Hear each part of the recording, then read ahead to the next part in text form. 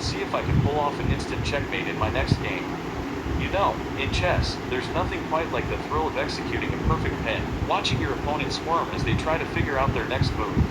But what if I told you there's a sneaky way to do it that can catch your opponents off guard and lead to an instant checkmate? This technique is all about understanding the right moments to strike and how to set up your pieces for maximum impact.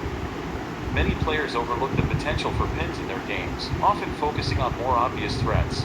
But pins can be incredibly powerful, especially when used correctly. The problem is, it's easy to miss these opportunities, especially if you're not looking for them. You've got to train your eyes to see the possibilities. Another common issue is underestimating your opponent's ability to defend against pins. Just because you've got a piece pin doesn't mean it's useless. There are often ways to use it to your advantage or to free it up. And then there are those moments when you spot a pin, but your opponent cleverly sidesteps it, leaving you wondering what could have been. Missing out on these opportunities can be frustrating, but it's all part of the learning process. The key is to stay alert and keep practicing. With experience, you'll start to see these chances more clearly and learn how to capitalize on them. And that's where the sneaky pinning technique comes in. So, how does this sneaky technique work?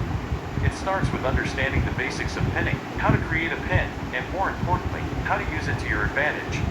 When you pin an opponent's piece, you're essentially putting pressure on their position, forcing them to respond carefully. The sneaky part comes from finding ways to maintain that pressure while setting up for a bigger threat. The technique often involves creating multiple threats at once, making it hard for your opponent to defend against everything. This can include using other pieces to support the pin or creating a situation where moving the pin piece would expose a more valuable piece. It's all about layering your threats and making your opponent's decisions difficult.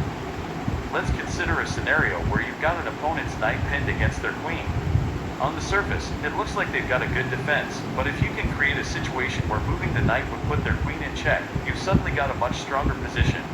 It's these kinds of scenarios where the sneaky pinning technique shines.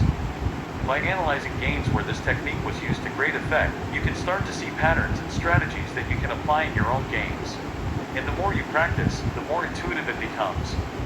Let's look at a specific game scenario where this technique led to an instant checkmate. Imagine a situation where your opponent has a strong pawn structure, but they've left a small gap in their defense. You spot an opportunity to pin their bishop against their king, which seems like a standard move, but then you realize you can use your queen to create a secondary threat. As you execute the pin, you simultaneously set up your queen to attack their king directly. Your opponent, focused on escaping the pin, doesn't notice the more significant threat until it's too late.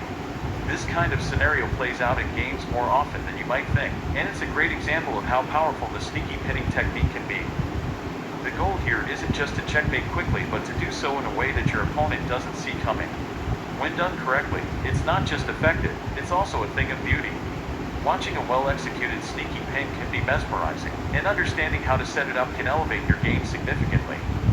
Recap: the sneaky pinning technique is a powerful tool in chess that, when mastered, can lead to some impressive victories. It's all about spotting the right opportunities and executing with precision. If you've got any thoughts on this technique or have used it in a game, I'd love to hear about it in the comments. And if you're looking to improve your chess strategy, be sure to check out my next video on advanced tactics.